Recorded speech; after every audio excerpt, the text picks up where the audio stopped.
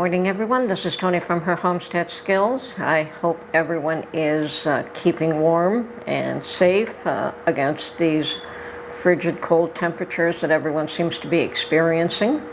I know that in Canada, both eastern Canada, the western prairie provinces, Ontario, we're somewhat accustomed to this, and I'm sure that there are states in the U.S. that are also accustomed to lots of snow and frigid weather. Probably the northern states, I'm not sure which ones. Michigan probably for sure. I know Buffalo suffers tremendously from lake effect snow. They certainly get it much worse than what we do here. So I hope everyone was well prepared and bundled up, and I know that we're expecting frigid weathers for the balance of this week. Probably not that much snow, but there might be some in the forecast. But right now it's just way below freezing temperatures, and then of course the wind chill factor on top of that is just going to make it even worse. As I said, some of us are accustomed to this weather. We know what to expect, we know what to prepare for. On a personal level, I don't really spend much time out in that kind of weather. I hop from my car to an indoor, whether it's my home or a store or whatever, so it's just going that distance from a parked car to being out in the cold for a very short period of time. I really do not like the cold. I cannot walk in the cold in this weather for any length of time. I could, I guess, if I had to. I keep extra clothing in my car, just in case, because I don't drive all bundled up, but I do keep, as I said, I do keep extra clothing in the car. I know that some places have been told to lessen the amount of energy or use less energy than what they normally would because they're afraid of blackouts and shortages. And that's never a good thing in this kind of weather. You certainly want to be able to stay warm. So if anything does if a situation does arise where you have blackout condition, try to make sure that you're aware of the situation, what's going to happen, how long it'll last, if you can ride it out, and if you can't, get yourself to some place where you're safe. Now, I know that for the last year or two, many of us have been harping on the issue of preparing and stocking up on food and all sorts of things in that manner, and it's becoming louder. I'm seeing a lot more YouTube channels pressing people to be prepared in one form or another. I wanted to touch on a video that I put out around a year ago, and it was titled "A Warning from a Farmer," and it was probably the best viewed video I've ever had, and it certainly wasn't my document. I was actually repeating what an actual farmer in Alberta, I believe, somewhere in the prairies, had written to me, and both Mark and I were rather stunned by the details of this letter, this post, and I asked her permission to repost it to the general population, to repost it as a video on my channel, and she allowed and agreed to allow me to do that, and it has touched many people and probably still continues to. And getting back to that, I think we have to understand that our farmers are like the canary in the coal mine. And if you're not aware, the term canary in a coal mine is a metaphor or an understanding of a warning of danger. So it is based on real life situation. So the miners, sometime in the early 1900s, used to bring a canary in a bird cage down to the mines, down to the coal mines with them.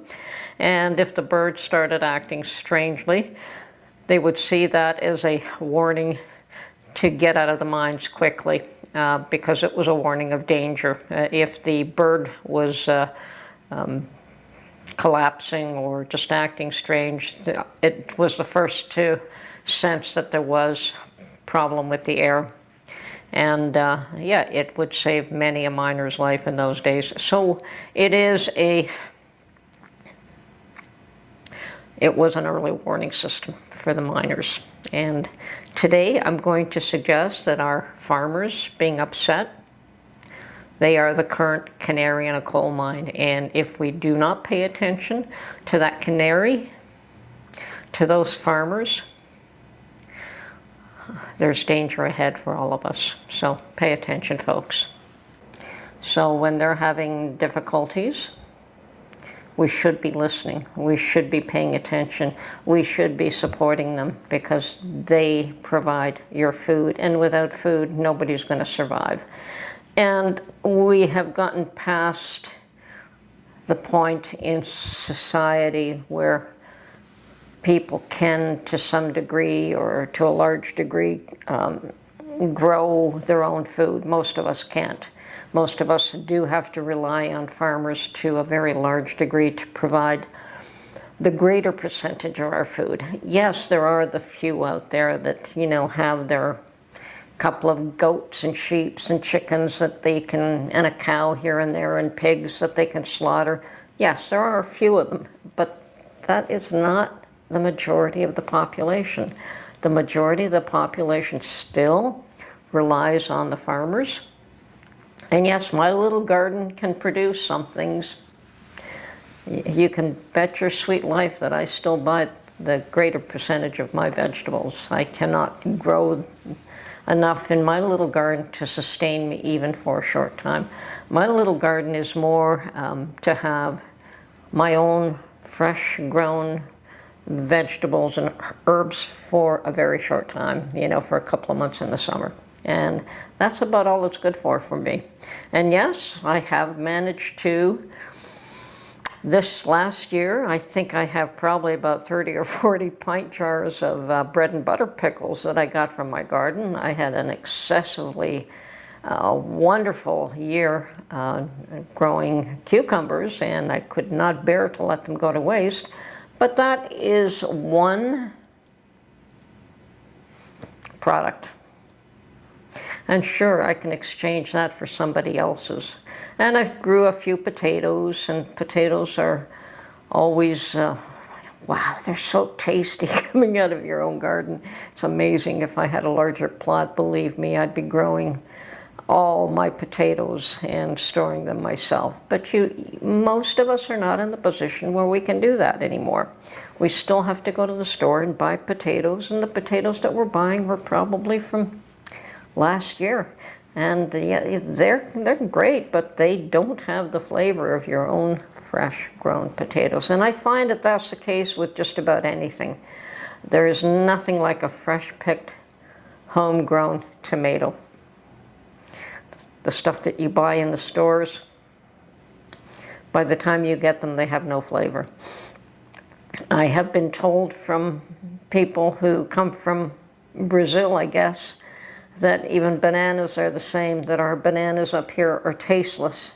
And if you actually get a banana where they're grown, the flavor is absolutely amazing. So I guess that's the same everywhere. You lose some aspect of flavor when you have to transport or when you have to harvest in such a manner that you're probably not picking your product at peak. So anyway, that's besides the point. Getting back to our farmers, when they are struggling, we're all going to struggle. And I know that here in Canada there was some issue about going after big food retailers and trying to get them to lower their prices because people are complaining about the cost of food, and maybe rightly so. But the cost of food, I mean, there's a great big long chain of events that occurs in order to get that cost at that level. It does not start with the retailer. It likely starts with the farmer. And when his costs go up, and then the transportation costs go up, and then the retailer's costs go up, it just multiplies. And I know that they've been saying that the retailers have had great profits, and perhaps they have, but why should they not make a profit. I think that anyone who works should make a profit, and they should be able to pay their employees a reasonable salary to do a job. So even farmers deserve to make a living. And today, I guess I'm harping on that because I've been hearing about more protests in Europe. I mean, in Canada, we had our big protest. We had our big truckers protest, and it, in my mind, it was very successful. I don't know that some people would think so, but I think it did open the door. It did make a lot of people aware that people have grievances and should be listened to, and perhaps our people were not listened to, not appropriately anyway. But I'm sure that they did make their mark, and now you're finding that many other farmers and truckers all across Europe are once again protesting. And good Lord, if you want your farmers, if you don't want to support your farmers, you can expect your food prices to double, to triple, to go through the roof. So if farmers are not looked after, we're not going to be looked after. So it's just a word of warning. Once again, another warning from farmers, but this is not a warning that I received directly, but it's what my eyes see. So if we're seeing German farmers in protest for weeks, and now Romania, I've read that they're on their 6th day of protest, and that France is supporting these protests. There is something going on, and yes, I understand that governments are having trouble all around the world. Things are changing drastically, but you know, there needs to be a reset, and there needs to be an understanding that you can't just be throwing away people's money left, right, and center because you're in power. Just like a homeowner has to manage their affairs, so do governments, and they should not be spending beyond their means. And you spend beyond your means, and you're going to get yourself in trouble. So if you want hefty food prices, keep going the way you're going. If you want more protests, keep going the way you're going. I'm sure that we're going to have more and more and more people stand up and say, this is not right, fix it. And until people start to listen, rather than just squirm around and try to take control and try to beat down anyone who's protesting, you're just going to have more and more protests.